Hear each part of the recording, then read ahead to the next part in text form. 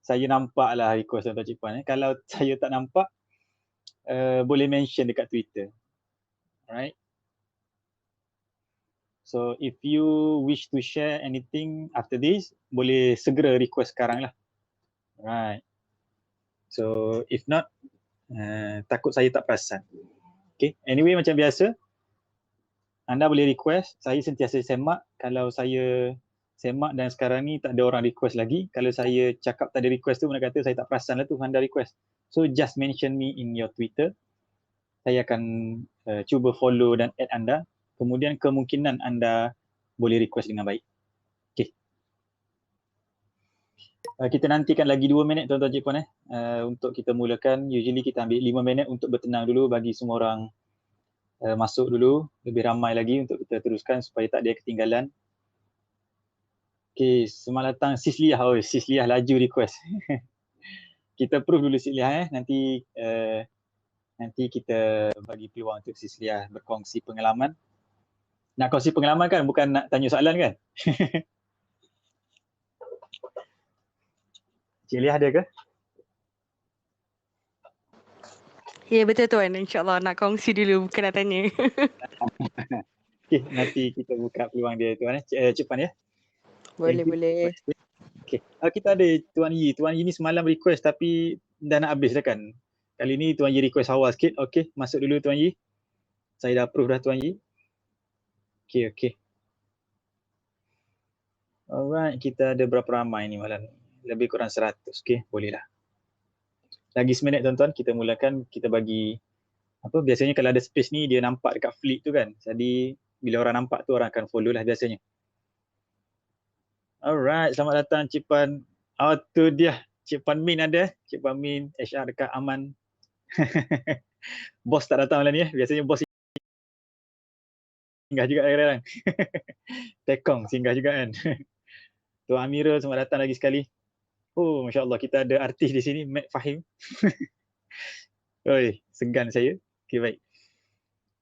Lagi sekali kita topik malam ni tuan-tuan, hari malam ke-6 daripada 14, kita dah bincang 5 topik sebelum ni. Hari ni adalah tentang buat kerja luar job scope. Ini perkara yang sangat biasa berlaku. Usually akan timbul kekecohan bagi mereka yang baru masuk dalam dunia bekerja. Anda mungkin culture shock, aku datang buat kerja accounting kot. Asal kena lipat kotak. Asal kena susun inventory. Asal kena cuci toilet weh. Okay, so itu contoh pertama. Ataupun aku kerja marketing, asal aku kena buat design weh. Contoh. So saya percaya di sini kita dah ada, Tuan Yi tak masuk tadi kita ada Sis Liah yang akan berkongsi pengalaman lepas ni.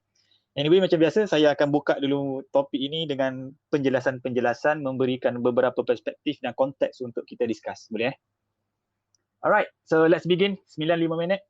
Bismillahirrahmanirrahim tuan-tuan. Mari kita mulakan.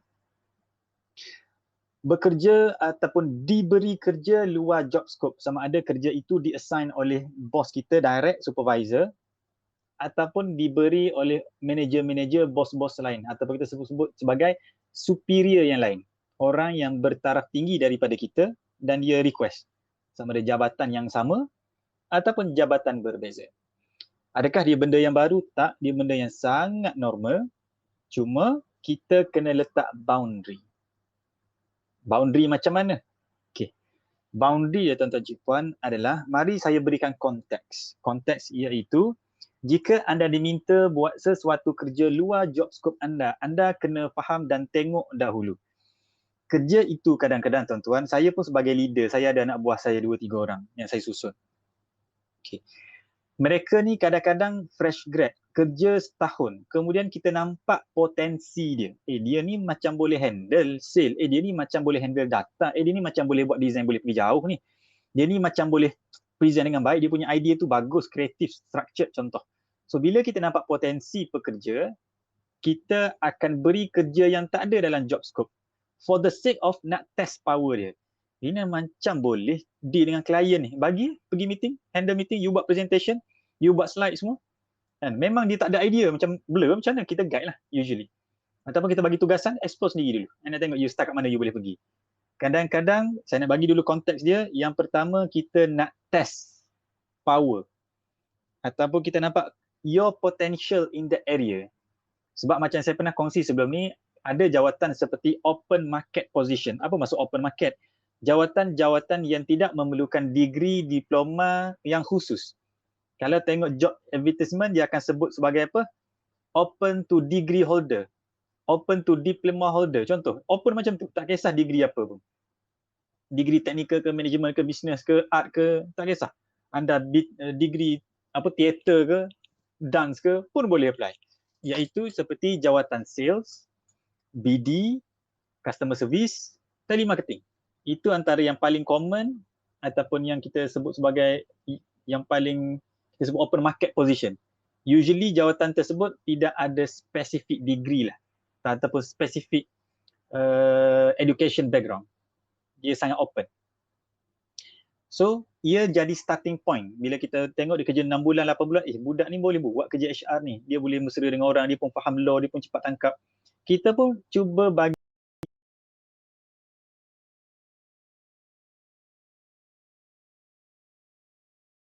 kerja-kerja yang bersifat HR sikit. Mari sini tolong buat kerja-kerja dokumen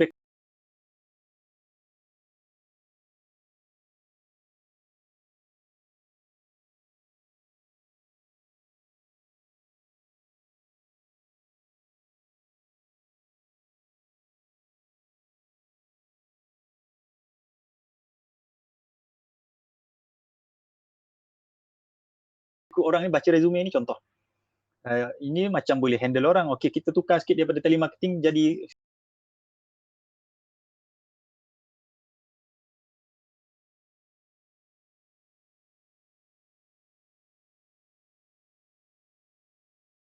frontliner, front desk contoh.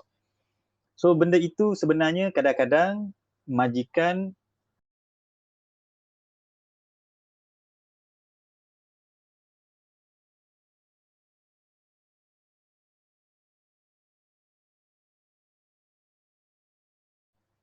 kerja tu bukan kerja kita, tapi kalau tak buat tak jalan.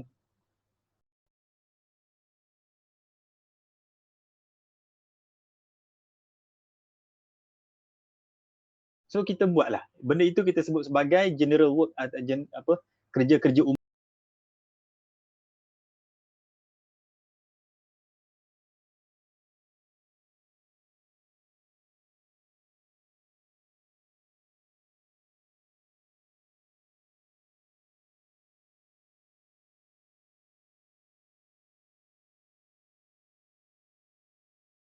Ataupun kerja-kerja yang recehan, tetapi dia tak jalan, susah. So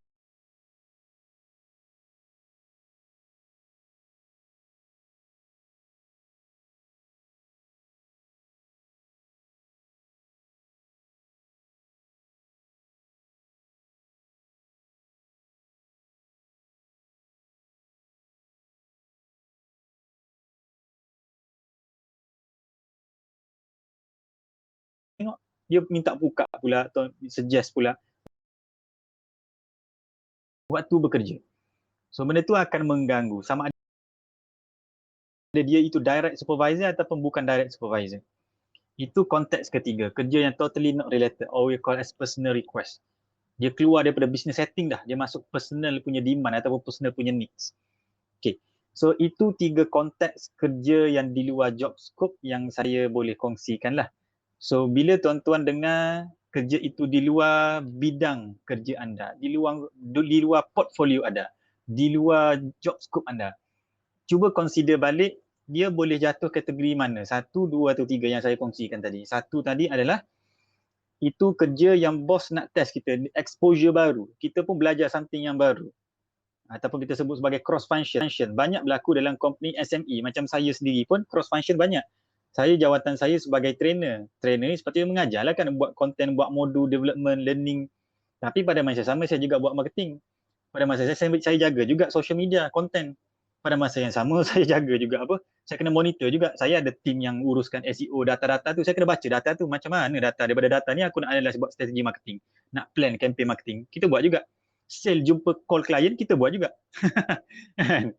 Alright. So, babak finance tolong kira kewangan sikit-sikit sebanyak CPCP ni kita buat juga. So dia ada cross function yang banyak bila kita berada pada syarikat yang kecil. Itu standard untuk optimize manpower. Alright. Namun kita kena faham juga biasanya kerja-kerja itu selari dengan haluan asal. Dia tidak bertentangan 180 degree bertentangan hala. Taklah. Kita pergi straight, dia pergi ke belakang. Jarang sangat. Usually kita nak pergi straight, dia pergi ke kanan melencong sikit. Kerja-kerja recehan. Alright. So do consider dia jatuh kategori mana. Pertama, kategori bos nak bagi exposure, nak trigger minat, new learning skill. Kedua adalah kerja itu kerja recehan tapi dia perlu dibuatkan juga. Ketiga adalah kerja yang totally bersifat personal, request daripada orang. Okay. Alright. So itu konteks yang cuba saya establish dulu hari ini. Sekejap lagi saya kongsikan satu case study yang berlaku sampai masuk mahkamah perusahaan sampai jadi case. Yang case ni sangat berat dan berlaku kemenangan ataupun benda ni jadi case study lah dalam mana-mana IR lah. Bahagian-bahagian law, bahagian HR dia jadi isu konflik ke, biasanya dibawa ke case, saya akan kongsi case ni. Case ni popular, sangat popular. Rujukan utama dalam perbicaraan benda-benda macam ni. Anyway, mari kita dengar dulu pendapat kawan-kawan dan rakan-rakan kita yang sudi berkongsi pada malam ni. InsyaAllah kita ada seorang namanya Cik Puan Lia. Sis Lia boleh Boleh Tuan. Alright, silakan Sis Lia bagi background sikit kerja janganlah bagi tahu syarikat mana. Kerja sebagai apa, background sikit lah. Jangan disclose syarikat apa tu spesifik, janganlah, just bagi tahu your context. Konteks sedikit sebanyak dan sharing lah pengalaman. Silakan. Okay, bismillahirrahmanirrahim. Terima kasih Tuan Nik di atas peluang yang diberikan ni. Akhirnya dapat juga. Sebab hari ni tak dapat kan. Okay, saya graduan psikologi untuk degree dan saya pun ada diploma perakaunan. Tapi sekarang saya bekerja sebagai HR eksekutif merangkap recruiter juga. Jadi apa yang saya nak kongsikan ni pengalaman saya dan pengalaman kawan saya, which is okay untuk daripada apa yang Tuan Nik kongsikan tadi tu, saya berhadapan dengan situasi pertama dan ketiga. Which is untuk situasi pertama, saya tak ada masalah sebab syarikat yang saya pernah bekerja, memang saya tahu dan memang masa tu kita dah tahu dah, majikan pun memang dah bagi tahu awal-awal pada waktu tu yang mereka memang kekurangan pekerja. Jadi mereka memang nak nak memaksimumkan pekerja yang ada pada waktu tu untuk buat sebanyak mungkin kerja yang ada lah. Sebab masa tu pun, masa saya masuk pun memang majikan nampak kita berpotensi untuk buat. So saya tak ada masalah. Saya buat je lah kerja tu sebab saya pun nampak benda tu peluang untuk saya belajar lagi banyak. Walaupun benda tu bukan job scope kita. Benda tu dia bagi tahu waktu interview ke macam mana? Tak. Kiranya macam masa saya masuk minggu awal-awal tu, saya dah macam pelik. Kenapa pada waktu tu saya sedar yang macam dah lain job scope ni. Tapi macam tak apalah, kita follow je lah sebab dia masih berkaitan dengan perniagaan kan. Masih berkaitan dengan bisnes tu, kita follow je. Sebab kita pun sedar yang pada waktu tu dia pun memang tak banyak staff. Dia pun memang company yang kecil lah. Macam tadi Tuan cakap. So untuk situasi pertama tu saya boleh terima lagi. Lepas tu saya tak tahu kenapa, mungkin disebabkan pada waktu tu majikan saya nampak yang saya ni jenis yang memang boleh buat kerja. So dia pernah request kat saya, dia PM tepi pada waktu malam waktu tu, dia minta tolong saya untuk buatkan dia punya FYP. Sebab okay, yang tu memang kelakar. Saya macam masa tu masa saya nak buka WhatsApp dia tu, saya tak buka tau. Saya memang macam pelik lah kan, kenapa tiba-tiba dia terus minta tolong macam tu kan. Saya dah macam, saya biar je dulu. Lepas tu macam okey lah. Lepas tu macam sebelum tidur tu saya baru saya balas WhatsApp dia. Saya memang terus cakap dengan dia, saya minta maaf bos, saya tak boleh buat sebab saya punya thesis pun saya sendiri pun extend untuk buat thesis saya, apatah lagi saya nak buat. Tapi tak adalah saya cakap macam tu, tapi saya memang tolak dia secara baik lah. Lepas tu kebetulan sangat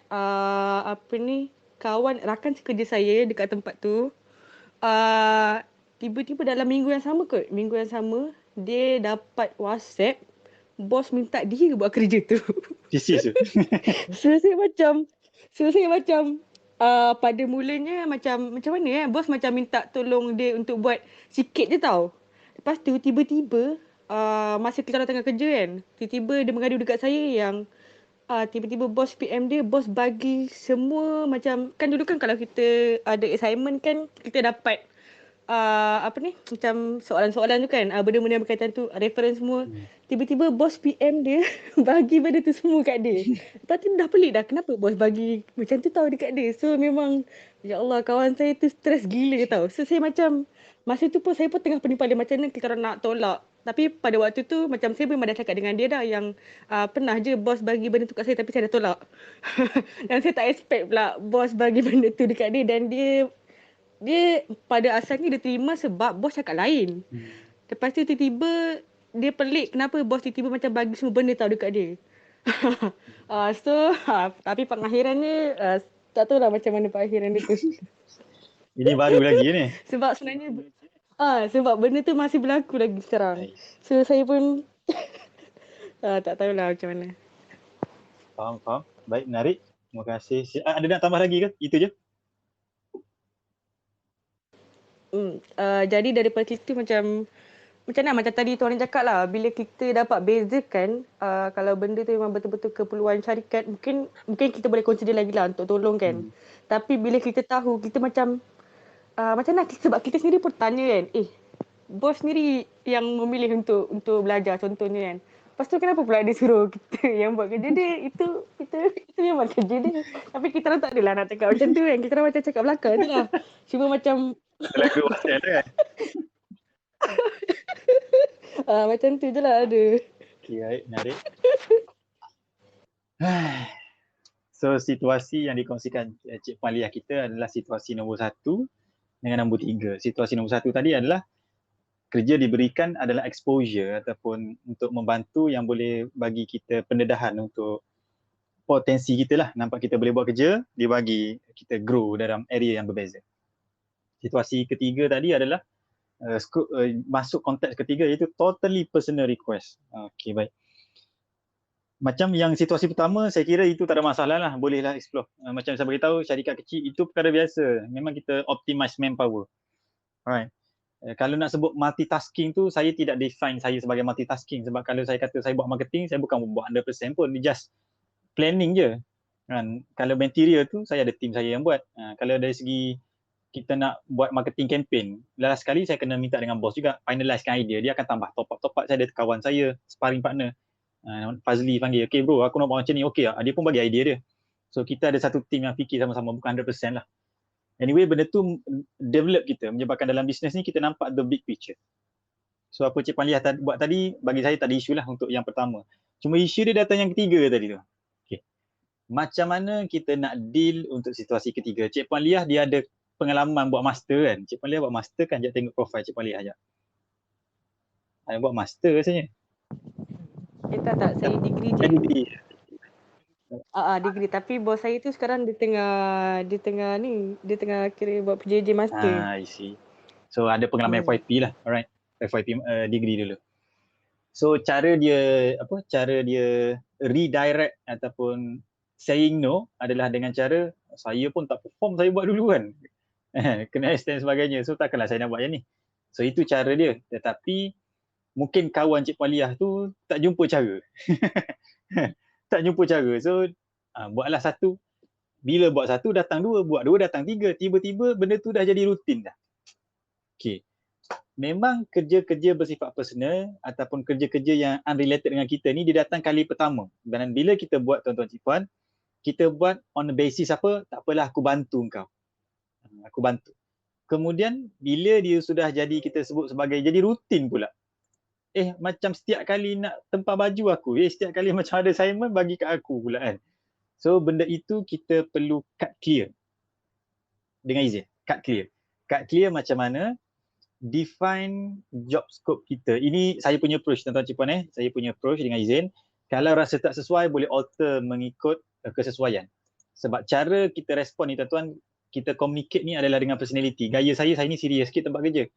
Ada benda serius, kalau nak gurau-gurau lah benda santai. So kita cut clear antara benda yang boleh kita cut clear adalah saya punya priority sekarang adalah untuk fokus 1, 2, 3. Jadi kalau tuan nak minta saya tolong ni boleh, tapi minggu depan lah saya buat. Hari Rabu minggu depan contoh. Seminggu kena tunggu. So itu cara saying no without saying no yang saya biasa guna. Right? Kedua, kita clarify awal-awal kalau ada kawan jabatan lain ke lain-lain superior bagi tahu benda yang repeat, dia minta tolong sekali, dia minta tolong lagi. Okay.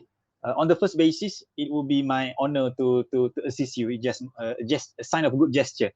Saya tolong bolehlah. Tapi apabila dia jadi benda yang bersifat rutin, ia consume tenaga, masa dan fokus saya. Jadi I would like to prefer to focus on my main job. Macam tu je. Kalau nak tolong sekali tu boleh. So better cut clear begitulah. Alright. So untuk yang ketiga tu perlu berhati-hati tuan-tuan cik puan. Okay. Tapi tuan-tuan ada situasi jugalah situasi saya bagi contoh Situasi benda tu memang personal tetapi dia benda yang sangat rare ataupun very emotional event. Sebab recently berlaku adalah my boss dia kehilangan dia punya ayah kerana COVID. Saya sebut tu terang kerana COVID. So bila orang hilang keluarga terdekat ni tuan-tuan, apa yang berlaku? Kecoh lah ataupun tak pernah urus kematian, tambah-tambah lagi dengan keadaan COVID. Kena ada prosedur, kena kelulusan pegawai kesihatan ni, pegawai kementerian ni, hospital ada prosedur, kena ikut SOP, macam mana nak tanam kubur ni tak terima. So tak terurus lah, family pun ada anak-anak tak boleh bawa, tak boleh melawat, tak boleh jumpa pun. So everything quite haywire, maka dia minta tolong seorang staff untuk bantu dia drive, uruskan anak-anak ke sebagainya. So bila saya perasan benda tu, okay, ini sebab dia serabut sangat. And then this event is very emotionally close dengan the person. So kalau dalam keadaan begini tuan-tuan, janganlah kita berkeras sangat. Kita ada budi bicara jugalah tuan-tuan. Ada budi bicara juga. Sebab benda ni melibatkan benda yang sangat close dengan individual. Okay. Tapi bukan close macam dia clash dengan makwa dia ke, lepas tu dia pun nak serabut, nak pergi ni, bagi kita kerja. Tak, bukan begitu. Tapi yang ni case tadi yang saya kongsikan berlaku pada syarikat saya baru je, minggu lepas. My boss lost his father dan ada seorang staff ni dia designer dan dia diminta tolong untuk kita perlukan duit, tak cukup duit, kena ambil duit, perlukan barang ni tolong bawa kereta pergi ke sini ke sana, tolong hantar ke kubur sebagainya. Benda itu terjadi dan bagi saya bagi tahu just fokus je, buat je yang sana. Kerja office ni kita orang backup lah, begitu. Yang penny-penny ni minta segregate sebab dia pun tengah grieving, tengah bersedih kan, tengah kalut sebagainya. So biasanya kalau kita ada close friend, kita consider close friend lah, member yang baik-baik ni kamceng betul, kalau ada close kematian begitu biasanya kita ambil cuti lah, kita minta cuti dengan bos saya minta cuti, kawan meninggal rapat sebagainya, okey, dan kita cuti. But ni yang berlaku adalah majikan kita sendiri. So cuti tak cuti itu kisah lain, but kita assist benda yang sangat close sampai ke tahap tu lah. Alright, baik. Saya bagi tahu tuan-tuan case study tadi, konteks ketiga adalah you need to clear cut your priority ataupun you need to clear cut yang kita takkan tolong lepas tu. Yang first time tu adalah atas dasar ihsan. Kita nak buat baik sekali je. Tapi kalau banyak kali itu sudah tidak sihat, ia bukan budaya yang sihat. Kita kena clear cut begitu. Kalau tak, anda akan sakit, anda akan dilema. Okay. Kemudian apa berlaku? Dia bukan setakat anda sakit dilema, anda pun akan komen kat orang. Anda pun akan tak selesa, bawa cerita sebagainya. In the end, environment tu akan impact kepada company tu sendiri. So dia akan jadi sangat tak sihat dalam skala yang lebih besar. So better clear cut. Terasa hati. Kalau konsep saya tuan-tuan kalau superior ke kawan pejabat ke, dia terasa hati atas benda personal, dia minta tolong, kita straight to the point, my priority is sekian. Kita bagi tahu kita boleh tolong dia tapi aku tolong atas dasar personal aku dan tak boleh kacau kerja priority aku. Kita kena bagi tahu ayat macam tu. Tak bolehlah kita nak kata tak boleh, ini kerja personal, aku tak boleh. Tak adalah macam tu kan. Alright, baik. Terima kasih Cik Puan Liah for the sharing. Sangat menarik. Baik, kita ada dua orang lagi speaker. Saya alih-alihkan dulu Tuan Yi. Boleh Tuan Yi? Silakan Tuan Yi. Saya perasan Tuan Yi ni semalam dia request tapi tak sempat. Hari ini sempat insya-Allah. Silakan Tuan Yi. Hello, Assalamualaikum. Assalamualaikum. Semalam ada tag semalam tapi tak ada reply. Ada tag minta maaf tak mungkin terlepas pandang tu. Betul nak tanya pasal yang semalam tu company tu pekerja tu kecil tapi stay lama lah, lebih pada 10 tahun lah bekerja kat situ, dalam 4 orang tau. Tapi yang problemnya gaji tu kadang bayar bulan ni, kadang bulan depan tak bayar. Kira tu dia strong company tu macam mana? Okay, baik. Ini topik semalam saya menyelit sikit Tuan Yi Pasal seminit. Ha. Itu saya faham keadaan sekarang, majikan memang ada kita sebut sebagai kesusahan lah. Keadaan sekarang itu kita kena faham lah. So dalam keadaan ni kita tak boleh nak ikut law je semua. Dia ada toleransi, walaupun dalam mahkamah pun ada budi bicara. So berbudi bicaralah dengan majikan, dengan pekerja. Ambil satu situasi yang win-win situation.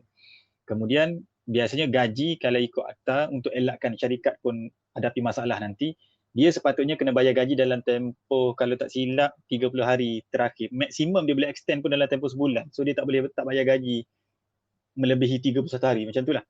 Saya kena rujuk balik. Itu saya recall balik akta-akta yang saya pernah baca. So kalau dia tak bayar gaji tu, usually dalam tempoh 30 hari biasanya dia akan bayar juga. Alright, ataupun dia akan nego lah untuk kita ambil pay cut ke sebagainya. So dalam keadaan sekarang itu kan kena win-win situation lah, kena win-win situation. Sebab faham banyak syarikat yang sedang struggle. Kita dah setahun lebih dah PKP. Yang tu panjang cerita tu Tuan. Nanti kita sambung belakang cerita. Kita fokus dulu topik hari ni. Okey, yang lepas, yang saya perhati disebabkan dia kurang tu, sebab bos saya tu dia jenis baik. Dia kalau minta tolong, dia tolong semua, tak kira lah. Orang terdekat ke orang jauh ke, dia minta tolong, dia tolong. Tapi orang yang meminta tolong tu tak bagi payment. And the other one is, kalau dapat kontrak dengan kerajaan terlampau lambat, memang bayar, tapi proses dia tu terlampau lama, walaupun dokumen tu dah complete dalam 2 bulan macam tu. Tu yang jadi masalah dekat situ tu. Faham. Cash flow syarikat tersangkut lah tu. Payment kerajaan lambat 6 bulan, 3 bulan. Baik, faham. Itu kita bincang belakang Tuan. Yang berkaitan dengan topik hari ni ada ke Tuan? Nanti saya assist yang belakang tu, yang tu. Yang kalau company saya ni, banyaknya dia design construction. Okay. Banyaknya kalau design ni buat siap semua sampai nak lantik tender, bagi kat orang lain. Jadinya kira kita orang ni kira makan kosong lah. Faham tak? Saya tak clear sikit. Okay, so keadaannya macam mana? Kiranya kita orang ni buat design apa semua, buat design bangunan apa semua, last bagi dekat orang lain. Tender untuk kontrak tu. Okay. Ada satu kes tak lantik, bagi dekat orang lain, bagi dekat dia hold, kira tak lantik walaupun lepas design meeting, design sekali lagi, kira macam tak berbala lah dengan print apa semua tu. Tapi kontrak tak lantik. Faham. Saya minta izin Tuan, saya jawab panjang lebar benda ni, kita personal secara ringkas. Itu isu lain tu. Baik, boleh Baik, terima kasih Tuan Yi. Okey, kita ada seorang lagi speaker, Cik Puan Jaja Ferry. Silakan Cik Puan Jaja Ferry, saya terima request ni.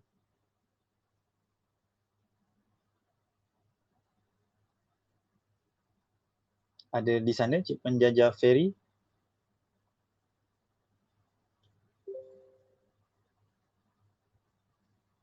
Okey, tak ada.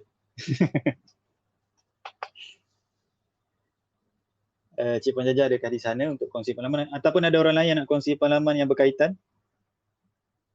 Okey, sementara tuan-tuan Cik Puan request untuk masuk, ataupun tuan-tuan Cik Puan mention saya di Twitter, saya bacakan satu case study yang saya bagi tahu tadi. Alright. The case study adalah seorang perempuan, a lady. Jakna saya kena buka dia punya kisah jap. Okey, baik. Kisah dia adalah dia bekerja dekat satu syarikat Capital Development Sdn Bhd. Alright. Kemudian syarikat itu dipindahkan hak milik dan syarikat itu jadi hak milik penuh PNB Commercial Sdn Bhd. Apa berlaku bila pindah milik ni? Dia akan jadi restructuring yang baru.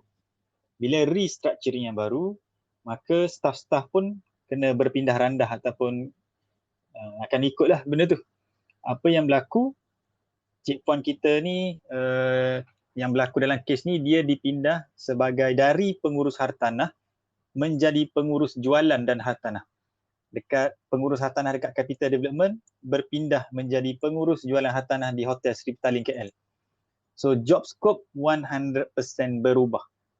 Bahkan bila tukar job scope dan jawatan baru tu, dia punya requirement untuk kerja tu pun berbeza. Contoh dia ada requirement, ada degree A, tapi requirement untuk jawatan baru tu perlukan info ataupun knowledge, ilmu dalam degree B. Kemudian skill set diperlukan diguna waktu jawatan A tu sangat berbeza dengan skill set yang digunakan di jawatan B. Dan benda itu berlaku apabila berlaku restructuring ni lah. Kalau ikut kontrak kerjanya, dia sebagai pengurus hartanah yang asal. So apa berlaku? Syarikat beri jawatan baru tanpa perbincangan. Right. And then dia pun bila analisa keadaan begitu, dia pun ambil keputusan untuk tolak jawatan tersebut dengan alasan dia tak boleh nak perform. Sebab benda tu dia zero knowledge dalam bidang tu. In the end, apabila dia tolak, syarikat buat keputusan untuk pecat dia sebab tak terima tawaran berpindah. Dan benda ini dia bawakan ke mahkamah perusahaan, dibincangkan dan dia menang atas beberapa faktor lah dan menang saman sekali lah. Ada berat 6 figure, 173,000 saman dia. Alright. So dalam kes itu mahkamah ada dua isu yang mahkamah bincangkan, iaitu yang pertama dia sebut sebagai constructive dismissal, iaitu dipecat secara konstruktif dengan tidak adil lah. Yang kedua, tawaran pertukaran tu tidak menepati ataupun tidak adil kepada pekerja. So itu dua isu yang mahkamah guna dalam kes tersebut. So apakah constructive dismissal? Begini tuan-tuan Cik Puan, nak buang pekerja bukan senang-senang je boleh buang sebenarnya. Untuk dalam proses buang pekerja, di pihak majikan kita perlu, sebenarnya kalau pekerja itu tak perform, kita perlu bagi bimbingan ataupun kita perlu bagi guidance, sama ada formal ataupun informal. Kalau kita buang pekerja serta-merta, kalau kena jadi kes, biasanya JTK akan tanyalah apa yang telah dibuat untuk bantu performance, untuk naikkan performance staff, apa ruang yang diberikan, berapa tempoh percubaan diberikan. Benda tu ada. Alright? Memang perkara. Contoh kes dia, contohlah saya tak perform tuan-tuan. Maka bila berbincang, bos saya pun bercakap, okay Nick, apa yang you perlukan untuk saya bantu sekian-sekian? Apa yang unik? You pergi training apa? Okay, sekarang ni saya akan guide you untuk tempoh sebulan, anything you can ask. Dan saya akan hantar you pergi training sekian-sekian untuk you baiki. Okay. Tempoh sebulan tersebut masih lagi tak perform. Review lagi sekali. Okay, you tak perform dengan keadaan begini. Apa expectation kami adalah begini-begini. Apa yang you perlukan untuk kita baiki. Saya akan guide you untuk tempoh lagi sebulan ataupun 2 bulan lagi. So after peluang kedua pun masih lagi tak perform. Baru boleh dibuang kerja. Alright. Dia tak boleh buang sesuka hati saja. Yang berlaku dalam kes ni adalah dibuang tanpa alasan begitu. Akhirnya dia dikira sebagai pemecatan yang tidak adil. Dalam syarikat besar, MNC, multinational company, tuan-tuan, ini adalah sisi gelap dunia corporate. Sisi gelap dia adalah dia nak buang orang tapi dia tahu tak boleh nak buang suka-suka macam tu je. Apa dia buat adalah dia tukar jawatan individu tersebut kepada jawatan yang tak berkaitan ataupun jawatan yang susah, jawatan yang dia tak boleh perform, yang kita tahu dia tak boleh perform. Akhirnya performance dia jatuh dan kita pun dismisskan dia, kita pun pecat dia. Itu kita panggil sebagai constructive dismissal yang akan jadi kesalahan di pihak majikan lah. Dengan izin tuan-tuan, kalau dunia politik yang geng-geng pegang-pegang director ni, dalam dunia politik kalau kita perasan, CEO, pemegang-pemegang GLC yang perform, kalau nak assassinate karakter dia, kita pindahkan dia ke GLC yang lebih kecil ataupun GLC yang sedang rugi. Akhirnya karakter dia tu pun hilang macam tu je. Itu cara dia. Alright. So itu sebenarnya dipraktikkan di mana-mana. Dalam dunia corporate, that's the dark side lah of it. Okay. Sebenarnya itu perkara yang tidak boleh dibuat oleh pihak majikan. So dalam kes ini, Kalau dengan izin saya baca adalah tuntutan pemecatan konstruktif ataupun constructive dismissal ni di bawah Seksyen 20/1 Akta Perhubungan Perusahaan 1967. Pekerja tak boleh ditamatkan pekerjaan mereka tanpa sebab dan alasan. So dia mesti ada reason, a very concrete reason dan reason yang adil. Dalam akta dia tulis mesti di alasan yang adil oleh majikan. Itu mesti sebab diberhentikan. Okay. So itu kes yang berlaku dan kes ini biasanya kalau berlaku benda yang sama biasanya menjadi rujukan dalam perbualan ataupun perbicaraan bincang-bincang HR. Saya masuk dalam grup HR dekat Facebook pun bila kita sebut kes-kes ni, kita sebut isu-isu berkaitan dengan benda ni, biasanya kes ni akan dirujuk balik. Alright. So itu contoh yang pertama tuan-tuan, dan kalau tak silap saya ada viral baru-baru ni kat Twitter. Sampai dekat Facebook pun orang screenshot viral juga. Iaitu kerja admin tapi kena buat kerja 1, 2, 3 kan. Seolah-olah topik yang sama lagi ni lah. Kerja job scope A tapi dia beri kerja B, C, D, E, F, G. So nada dia sebut tu adalah nada yang frust ataupun kecewa lah. Anyway, saya cuba restructure balik iaitu dalam kes tersebut anda kena tengoklah konteks apa. Kalau admin tiba-tiba buat kerja finance tuan-tuan, sebenarnya company kecil, admin finance ni satu manusia je, satu individu je. Kita kena sedar benda tu kan. Sebab dia benda yang closely related. Jaga benda PNC sebagainya. HR dengan admin kadang-kadang combine dua-dua tu kalau company kecil. HR ni urus benda yang hidup, admin ni urus benda yang tak hidup. Facility, pengurusan inventory, asset sebagainya. So itu kita kena aware sebab dia sebenarnya closely related, bukan tak berkaitan langsung. Contoh marketing dengan design, itu closely related juga tu contoh. Alright, contoh aku kerja apa? Kerja aku graphic designer, tiba-tiba kena belajar shooting, kena belajar urus studio, kena belajar video editing. Itu dalam bidang anda juga sebenarnya. Dia closely related juga. Jangan kata itu bukan job scope lah. Alright. Selesai. Baik, ada siapa yang nak berkongsi kisah tuan-tuan dan cik-puan?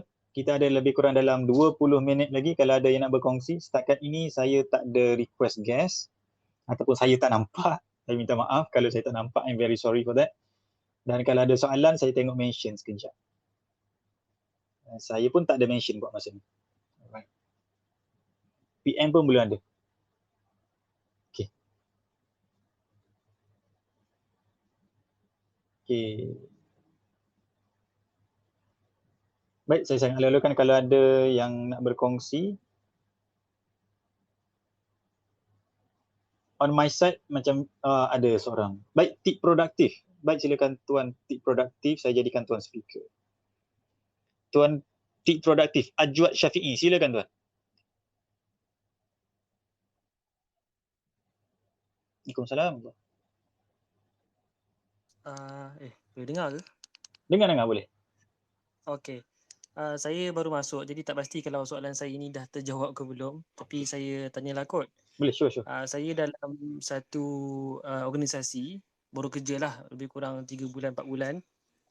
And then saya ada rasa overwhelmed jugalah dengan kerja. Tapi bila saya dengar explanation Tuan tadi kata kalau job tu related to each other contohnya, still kita tak boleh nak argue job scope tu. Tapi adakah kita kena adapt sampailah kita boleh buat kerja yang banyak gila ataupun kena buat sesuatu Tuan? Sebab saya rasa makin lama akan makin bertambah sampailah job scope tu jadi tak tertuhala Tuan. Apa pandangan Tuan? Dengan izin saya faham konteks dulu.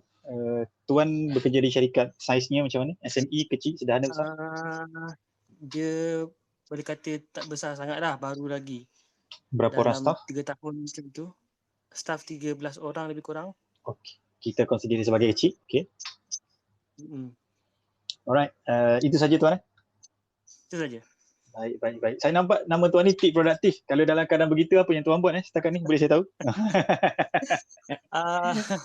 Saya terus jujur je dengan majikan. Saya kata kalau kerja tu saya boleh buat, tapi saya akan buat semampu saya lah. Yang tak mampu tu memang saya bagi tahu takkan siap.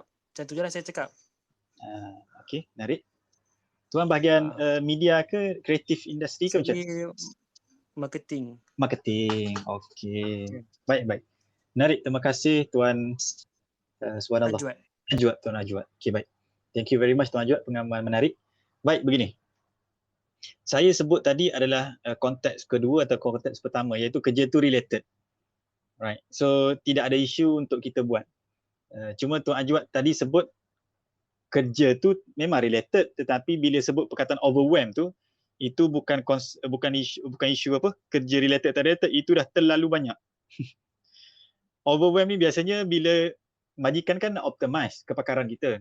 So bila dia bagi 5, dia macam kita boleh perform 5, dia bagi 6. Bagi 6 perform lah, bagi 7. Itu perkara biasa. Okay, dia nak push kita, dan kita pun boleh push diri kita. Tetapi bila sampai masa kita rasa burn out ataupun kita rasa overwhelm, waktu tu kita dah tahu limit kita. So time tu kena negotiate balik. Sebenarnya nak kaji overwhelm tak overwhelm ni kerja HR juga sebenarnya. Kerja HR dan leader lah. Nak tahu load kerja. Bebanan kerja tu perlu diseimbangkan. Lain orang, lain capability dan capacity. Namun saya suka sebut dari segi perspektif majikan ataupun orang yang uruskan pekerja ni, kalau pekerja itu mampu buat 5 kerja contohlah, load dia 5. Kita tak akan bagi 5 tuan-tuan, kita akan bagi 5 atau 6. Sebab apa? Kita percaya dengan capability, kita kena grow juga pekerja ni. Ataupun dia buat 5, okey boleh, tapi quality 5 tu selama ni quality dia average. Quality 5 ni kita nak lepas ni tingkat kepada above average. Kita nak develop pekerja. Sebab bila cara kita nak kekalkan pekerja adalah pekerja itu grow di bawah kita, bersama-sama dengan kita, bersama-sama dengan company. Dia bukan sekadar buat kerja je. So itu perspektif yang cuba saya bawa kepada tuan lah. If you feel overwhelmed tuan, itu memang kena clarify. Kena bagi tahu, I'm having too much on my plate currently. Terlalu banyak. Sampai terbawa malam mengigau contoh kan. Ataupun tuan pun rasa penat sangat. Balik malam, tidur pagi, kerja balik penat, dah seminggu dah macam tu. So kalau sampai overwhelmed, sebab tuan guna istilah overwhelmed tadi, saya sangat concern. So itu perlu set the boundary lah dari segi jumlah ataupun load kerja. Dia bukan lagi berkaitan dengan jenis kerja ataupun kerja tu berkaitan tak berkaitan dah. Is you are being overload, bombarded banyak sangat, beban banyak sangat, itu je. Okay. So apa yang tuan buat tadi adalah saya kira itu clear cut yang bagus, iaitu tuan bila dia beri tugas yang baru, tuan clear cut, saya capable untuk siapkan ini. Kalau tambah yang ni mungkin kena extend lama masa dan sebagainya. So benda tu sangat bagus untuk clear cut begitu. Alright, terima kasih Tuan Ajwat. Menarik sekali. Terima kasih Tuan. Ada lagi ke? Minta maaf saya cabut sikit, bateri nak habis. Baik Tuan Ajwat, ada sesiapa lagi nak berkongsi ataupun kita masuk pada wrap up kita malam ini? Ada dalam 10 minit lagi. Kalau ada yang nak request, boleh request. Oh ada. Baik. Dengan izin, kita ada 2 orang, saya approve sekarang, Tuan Amirul dan Cik Puan Min. Okey baik, kita mulakan dengan Cik Puan Min dulu. Silakan Cik Puan.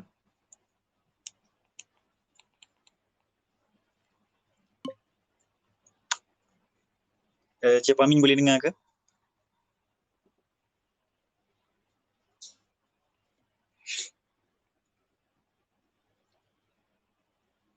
Alright. Saya Allahu baru Akbar, ya Allah. Saya bercakap-cakap rupanya saya off mic. Allah. Baik, selamat datang lagi sekali Cik Puan. Okay, Assalamualaikum semua. Okay. Assalamualaikum. Alright, saya just nak tambah sikit dengan apa yang tadi Encik Nick ada cakap berkenaan job scope ni. Bagi saya kadang-kadang bila kita kerja, especially company yang kita kerja tu company kecil, memang susah untuk kita specialize tugas kita dalam satu-satu bidang saja. Dia memang akan somehow involve benda-benda lain bukan bidang kita, tapi make it have clear in kepada diri kita, first kepada diri kita dahulu, yang bidang yang benda yang bukan tugasan yang diberikan kita tu tak boleh lebih daripada apa yang kita sepatutnya buat.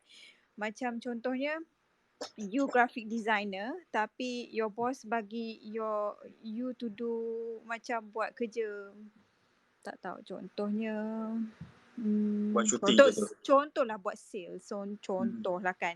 Boleh kalau nak involve you in sales ke, mungkin ada mengait dengan editorial ke apa ke punya projek ke apa ke, fahamlah. Tapi dia tak boleh lebih daripada but that is not your main thing. Macam mungkin sales yang dia boleh bagi tu 5-10% daripada weightage kita punya job scope berbanding tugas kita sebagai graphic designer. Dekat situ 75%, 80%.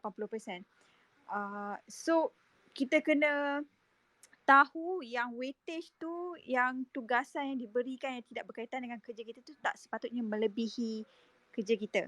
Itu korang kena aware. So kalau korang graphic designer hired as a graphic designer tapi diberikan contohnya tugas buat sales tadi tu, tapi dah it takes half of your time ataupun lebih untuk menyiapkan tugasan yang diberikan, tambahan yang diberikan oleh bos yang tak termasuk dalam job scope yang diberikan sebagai tambahan bila kita dah join. So that is not right lah.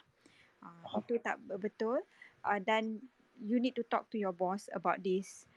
Sebabnya kita kena tengok mungkin is a good exposure, but down the road di mana kita memang dalam kepala kita memang fokus nak jadi graphic designer terulung kan. So macam mana kerja sebagai sales tu dapat membantu kita mencapai aspirasi kita untuk menjadi seorang graphic designer yang terulung tu. Kan. Okay, itu satu. Yang keduanya, kalau bos bagi kita sesuatu job scope yang bukan berkaitan dengan bidang kerja kita, bagi saya it should come with satu agreement dengan staff. Kalau staff tak setuju, they should not be view as pemalas ataupun tak kooperatif, sebabnya kalau diorang tak tahu apa-apa tentang job scope tambahan yang diberikan yang tak berkaitan tu, is normal kalau diorang have doubts, bolehkah aku buat? Macam saya tak ada experience, saya tak tahu saya boleh carry atau tak. Itu ialah normal. So bila satu kena ada agreement daripada staff, kedua it should be, kalau is something yang tidak berkaitan, it should be ada arrangement yang perlu dibuat. Macam contohnya, this is a temporary thing. Kita dalam proses untuk hire orang buat sales. So kita orang perlukan you join kita punya meeting sebab kita nampak you boleh bercakap. So just nak you join benda ni, semua ni, the meeting, and you also ada good ideas yang kita orang rasa boleh contribute, yang I think yang customer boleh appreciate, client boleh appreciate. So justify why, and then that should come with a permanent solution, di mana ini buat benda ni sekejap je, mungkin dalam 3 bulan je. Once kita dah hire kita punya sales, then we will let you off from doing this job. Unless kalau you rasa you memang berminat nak join, then we will consider this in future talk. Kita akan discuss lagi in the future benda ni. Okay, itu kedua. Ketiga, it should come with guidance, di mana kalau bos nak bagi kita sesuatu benda yang out of kita job scope, dia patut guide kita, dan bukannya macam bagi total 100% untuk kita handle terkontang-kanting. Means that someone should guide us. Kalau bos tak boleh guide, maksudnya dia assign orang lain yang berpengalaman untuk guide kita buat kerja tu. Maksudnya ada orang untuk supervise. Then only then that is fair untuk semua pihak. Itu daripada saya punya perspektif tentang perkara ni lah. This is general, tak ada berkait dengan situasi 1, 2, 3 Cik Nick tadi, tapi ini ialah saya punya general guideline how to approach this as a HR practitioner.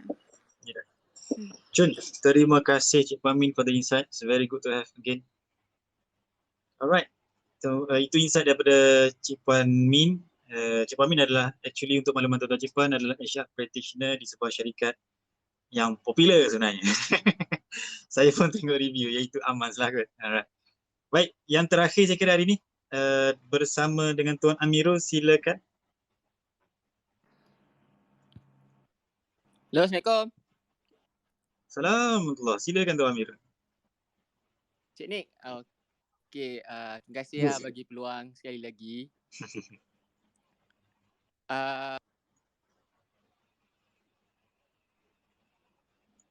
Hello. Boleh dengar tak? Aduh, internet kurang. Internet kurang, okey. Sila, tadi senyap sekejap. Okay. So mungkin bagi topik hari ni saya nak kongsikan sedikit kot pengalaman bila saya diberi kerja yang di luar job scope saya. Okey, sila. Malah bukan bukan di luar job scope, di luar kemahiran dan kemampuan saya pun saya rasa lah. Sebab background saya lain tapi kerja yang diberi tu lain daripada bidang saya. Contohnya kerja yang saya diberikan tu adalah untuk data management. Macam saya kena buat dashboard guna Excel, kena ada data collection guna pivot table lah sebagainya kan. So bagi saya benda ni baru untuk saya. Tapi saya ambil juga tugas tu sebab pertama mungkin sebab saya baru kat tempat tu, jadi kita nak impress our boss. Dan lagi pula dia jatuh kepada kategori yang kedua, iaitu yang ni adalah tugas-tugasan yang recehan, yang maksudnya untuk smoothen the operation kita kena buat jugalah. Okay, saya pun ambil lah job scope kerja tu. Jadi apa yang saya buat, mula-mula mestilah kita blank kan, macam mana nak buat benda ni kan, dah lah baru apa semua. So saya mengambil 3 pendekatan. Pertama, saya minta kepada bos saya tu dokumen-dokumen lama yang berkaitan, previous dokumen yang berkaitan juga dengan apa yang saya nak kena buat tu. Mungkin data daripada sebelum ni kita ambil dulu. So daripada situ saya study lah, daripada dokumen yang previous dokumen tu saya study macam mana diorang come up with this figure, daripada mana diorang buat table ni macam mana. So saya belajar sendirilah dulu mula-mula. Lepas tu kedua, saya akan dapatkan seorang mentor. Maksudnya orang yang mungkin pernah buat benda tu. Kita tak direct lah, kita minta bos saja sebab kita faham bos kita ada banyak lagi tugasan lain yang dia kena fokus. Jadi kita ambil senior kita yang terdekat yang pernah buat benda tu. Jadi daripada hasil saya belajar sendiri tu, kita bentang dulu dekat senior ni. So lepas dah bentang kat dia, dia ada bagi beberapa teguran dan kita buat sedikit improvement. Dan yang terakhir barulah kita bentang dekat bos. Saya bentang kat bos saya dan alhamdulillah lah, maksudnya menepatilah apa yang dia nak. Macam itulah. Itulah 3 pendekatan yang saya ambil bila saya diberikan satu kerja yang di luar job scope saya, malah di luar daripada pengetahuan saya. Itu saja. Mungkin Encik ni ada penambahan ke ataupun ada idea untuk orang yang dapat job scope yang memang baru untuk dia kan. Mungkin ada langkah lain yang boleh diambil. Itu je lah. Alright. Terima kasih Cik Nik. Sama-sama. Terima kasih Tuan Amirul kerana berkongsi. Saya suka pendekatan Tuan Amirul. Kalau begitulah caranya, saya setuju dan saya nampak Tuan Amirul sebagai seorang yang kita sebut sebagai resourceful. Probably says resourceful as Tuan ada isu, ada masalah, ada tugasan, ada target, tapi tak tahu nak buat macam mana. So you find ways to solve the problem. Cari sumber, cari resource, minta tolong sebagainya. Itu adalah resourceful lah. Dan resourceful ni benda mahal Tuan. Sesiapa yang ada nilai resourceful dalam diri dia, ada bina sikap resourceful ni, insyaAllah dia boleh survive lah. Bahasa mudah dia boleh survive. Alright. Kalau saya boleh tambah, saya sendiri kalau kena benda yang tak tahu tuan-tuan Cik Puan, pertama saya akan cari member-member tuan-tuan. Saya bukan background marketing, bukan background sales. Tiba-tiba kena buat marketing, terlibat juga dengan sales. Apa yang berlaku adalah kita pergi jumpa balik member-member sekolah menengah ke universiti ke yang buat kerja sales. Jumpa member engineer, kau apa? Sales engineer. Jumpa je, nak tanya pasal sales engineer, apa kau buat? So saya banyak cari inspirasi, nasihat daripada peers, daripada orang dalam bidang tersebut. Nak kata mentor, kita tak tahu siapa mentor marketing, otak-otak marketing. Yang tengok dekat seminar banyak lah. Tapi seminar ni faham lah kan, dia kena tapis dulu. So kita jumpa terus orang yang betul dalam bidang tersebut. So that is my part lah, apa yang saya buat, saya belajar dulu. Dalam bidang training pun, untuk makluman saya pun bergaul ataupun cari circle-circle yang trainer, bergaul dengan circle trainer, join NGO dan sebagainya. Baik, good one Tuan Amirul. Saya kira dilema ini sangat kerap berlaku kepada mereka yang baru masuk kerja. Macam Tuan Amirul pun baru masuk kerja kan. So nak impress bos lah, nak baru masuk kerja, takkan nak reject terus kot. So kenalah buat juga dengan berhati-hatilah, being cautious supaya tak overwhelm sangat. Alright. Baik, sebagai penutup tuan-tuan Cik Puan, suka saya recap balik, ada 3 konteks yang cuba saya susun malam ni, iaitu bila diberi kerja di luar job scope ada portfolio kita. Ini pendekatan saya tuan-tuan untuk saya strukturkan cara kita berbincang malam ni, iaitu 3 pendekatan ataupun bila diberi kerja tu kita analisa balik. Dia adalah kerja yang related ataupun bos nak bagi kita exposure. Alright. So bos nampak potensi kita, jadi dia cuba bagi kita sesuatu, nak test kita. So kena nampak angle itu yang pertama. Yang kedua, cuba tengok adakah dia angle kerja tu kerja recehan tapi dia operation level lah, kerja operasi. Kalau tak buat sangkut, ataupun macam Cik Min kongsi tadi, kerja sale sebab tak ada orang sale, sementara nak rekrut orang sale tu kita support, sama-sama support. Contoh, kita pun terpilih untuk support dalam bidang, dalam jurusan ataupun angle sale ni. Boleh jadi juga. Kalau tak buat, syarikat sakit secara keseluruhan. So kita buat jugalah. Yang ketiga adalah benda yang totally not related macam Cik Puan Liah kongsi awal-awal tadi. Personal request yang diminta sekali, lepas tu 2 kali, lepas tu 3 kali, macam aku juga pula yang buat semua benda. So how you should approach things dengan carefully, macam Cik Pin juga kongsi, iaitu kalau di tempat kerja saya, kami istilahkan dia sebagai primary and secondary job. Primary job, kerja hakiki saya apa? Saya kena uruskan strategi marketing untuk division saya. Saya kena pastikan division ni ada sale. Saya kena pastikan team saya beroperasi dengan baiklah, klien-klien semua. Secondary saya apa? Secondary saya adalah kena uruskan material, content, strategi, SOCMAT, apa lagi, kena uruskan reporting data-data, kena sort balik yang bersifat admin ataupun cash log ni. So itu adalah secondary. So kita bahagi kepada 2 kerja. Iaitu primary tu memang kita punya performance. Kalau kita tak buat kerja primary tu, tak ada orang lain boleh buat. Kerja secondary pula, kalau kita terlepas pandang kerja secondary, tak sempat buat, ada orang lain boleh bantu top up ataupun bantu cover. So utamakan kerja primary ataupun kerja hakiki lah. Itu istilah yang saya gunakan. Baik, terima kasih tuan-tuan Cik Puan yang sudi berkongsi, Cik Puan Liah, Tuan Yi, Tuan Ajwat, Cik Puan Min dan juga Tuan Amirul. Dan tuan-tuan Cik Puan yang datang mendengar hari ini. Alright, thank you very much. Cuk, sebagai penutup saya terima soalan je dekat mention. ABCD tanya, company tak boleh nak dismiss pekerja suka hati. Company perlu bagi peluang dan guidance kepada pekerja itu sebelum nak dismiss. Adakah ini juga masuk untuk dalam probation period? Probation period, ya, sepatutnya kena ada sesi review. Contoh selepas bulan, kita pun review. Okey tak performance dia? Sama ada buat secara rasmi ataupun tak rasmi. Biasanya common practice adalah tak rasmi. Supervisor duduk, baiki ni. Itu kira review lah tu.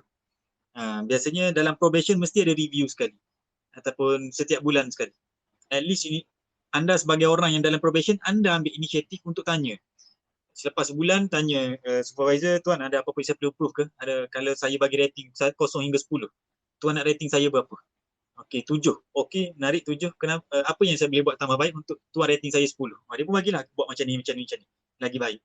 So itu adalah kira sebagai review ataupun kita panggil sebagai, kena ada session feedback macam tu.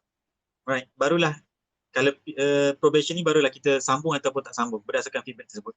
Dan kalau anda tak perform dalam probation pun sebenarnya ada peluang kedua boleh dibagi, dia extend probation. Tambah lagi sebulan, tambah lagi 3 bulan. Okey, ini kita bincang pada awal-awal dulu. Probation. Okay, baik, terima kasih untuk soalan tersebut. Wallahualam tuan-tuan Cik Puan. I really appreciate masa dan mereka yang sudi berkongsi. Cik Puan Liah saya kira sangat bersemangat nak kongsi.